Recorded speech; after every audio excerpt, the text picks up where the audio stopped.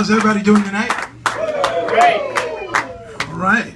As mentioned, my name is Cyrus Still. I'm actually from Savannah, Georgia. Small town, Savannah, Georgia. And just a fun fact, because I know we had St. Patrick's Day just this week celebrated. Savannah has the second largest St. Patrick's Day celebration. So we're right behind New York. Second largest celebration, which I think is kind of cool. Because as we all know, St. Patrick, you know, he was the guy who spread the faith of Christianity throughout Ireland and the world at large and risked his life. So I think it's kind of a, you know, kind of a badge of honor. And so in Savannah, we like to commemorate that by, you know, drinking large consumptions of alcohol as much as humanly possible. And, you know, because you guys are doing it wrong. This is how we got to be number 2. We know that nothing says, I love you, Jesus, more than just waking up the next day in your own vomit, laying next to a poodle. You have not celebrated St. Patrick's until you've seen your friends standing over your naked body and you keep repeatedly asking them, seriously, did anything happen with me and the poodle? Keeps looking at me. So we got that going for us. I'm a little upset. A couple of things. Some of you may have heard about this, but as a sign of redemption, Brian Williams from NBC Nightly News told me he would be in the audience tonight, so I guess he lied to me too.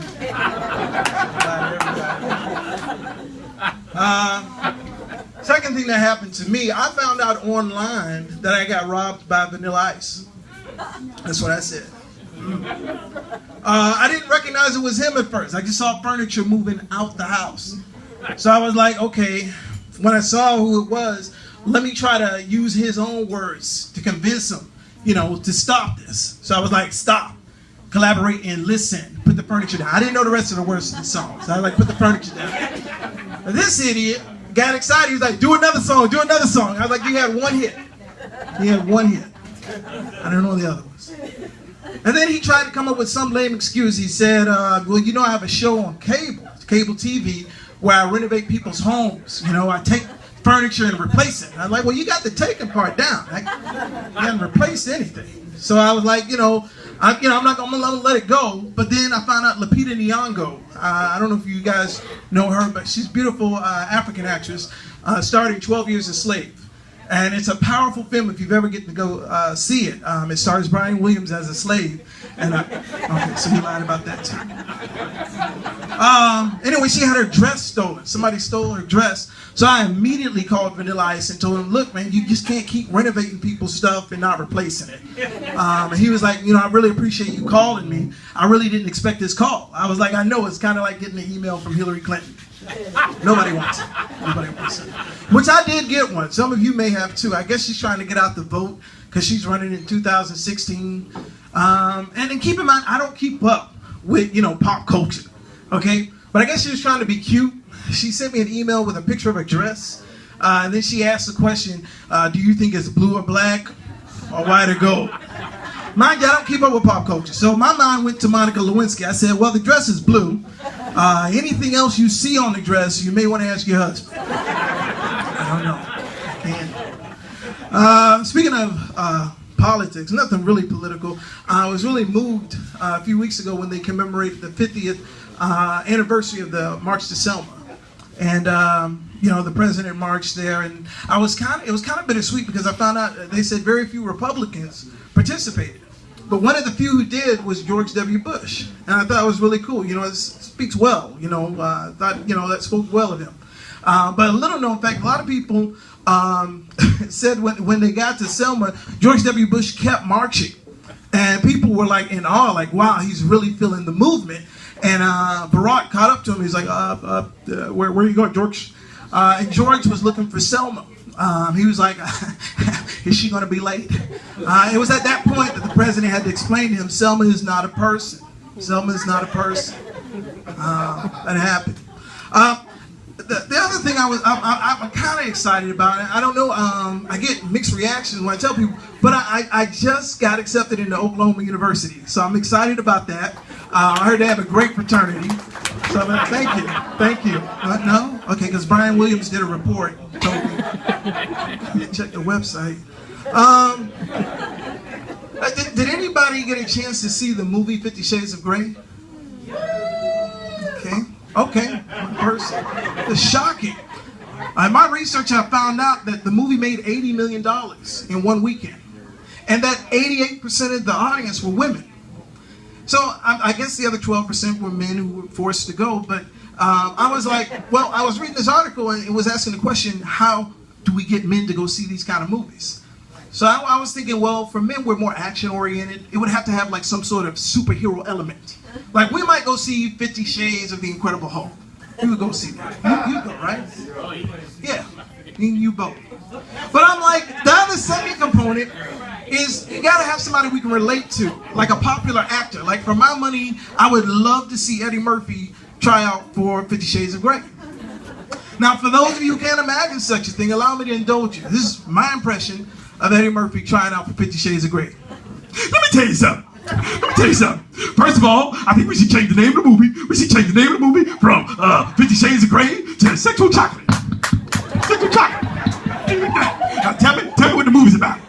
See the director trying to explain the movie. Well, Eddie, it's got bondage, it's got whips, it's got chains. Eddie starts to get a little rattled. Bondage, whips and chains. What kind of movie is this? This is a slave movie. This is a slave movie. I told Quentin Tarantino, I am not doing Django 2. I am not going to do it. See, that's all people need to do is see me, Eddie Murphy, tied up to a tree, doing Negro spirituals going, with John Legend and Common in the background going, glory. I'm not going to do it. It could happen. Speaking of torture, I was also thinking about how to dismantle ISIS. Just thinking about it too. Well, yeah, because I was like, you know, every week something happens. There's some guy who's trying to join ISIS, which I don't know where the ISIS fan club is or how you sign up for it. But I'm like, how do you do that? So, you know, my first suggestion, I think when they do the ransoms, we should have Liam Neeson answer the phone. Just be like, I don't have any money, but what I do have is a certain set of skills that might prove themselves very dangerous for someone like you. I can also save you 15% by switching to Geico. Terrorists might not fall for it, though. Might not fall for it. Be like, come on, Liam, we've seen your movies. Tekken 1, Tekken 2, Tekken 3. Every year your family gets kidnapped, starting to question your certain set of skills. So I think if you want to annoy them, I think there's someone, you have to find someone who has nothing better to do. Like Nicolas Cage. I mean, hey, when was the last time you saw him in a movie? I'll wait. Right. So I think Nicolas Cage, because he would be, you know, he would, just like he does in his films, he'd put his heart and soul into it. He'd be like, I want to know who, what, and where you are. But then I thought, you know, they might not fall for that either. It'd be like, Nicolas Cage, we know you have no power, okay? Your movie career is over. It's been gone in 60 seconds. See what I did there?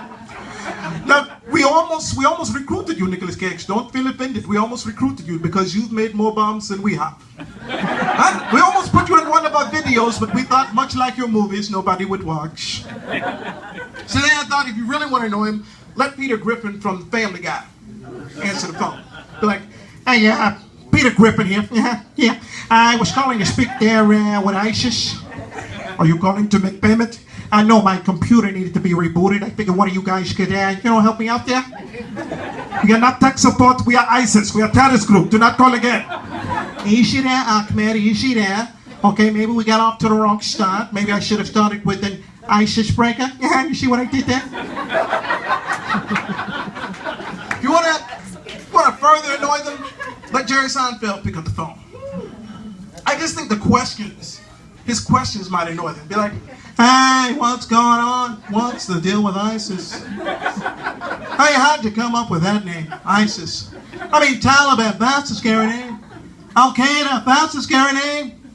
ISIS is basically, the word is, twice. I mean, how'd you come up with that? Was there some guy going, the name of our group is, and some guy went, hey, that's it. That's our group. Of course, you had to change it, be a little tougher, call it ISIS, but even that can be a little confusing. I mean, let's say it's cold outside. Some guy walks into his friend and he's like, hey, be careful, ice is outside. You see what I'm saying there? ISIS is getting ticked off, but Jerry's like, no, you can even ask Chris Rock. He's confused too. Chris gets on the phone. Is it just me? Is it just me? Or does ISIS sound like a phonics? ISIS gonna be good today. ISIS gonna be good. Sounds like a line from the movie The Help. Ice is good. Ice is kind. Ice is pretty.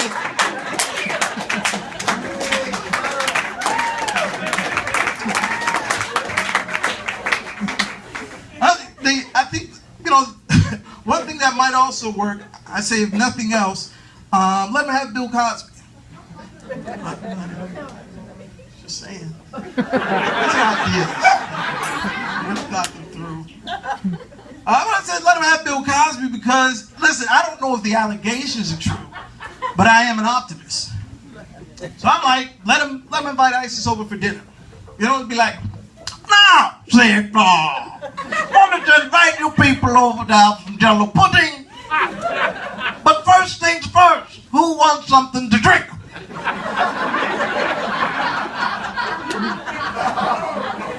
It happened. Then they wake up, tied up in front of the White House, confused. Barack comes out.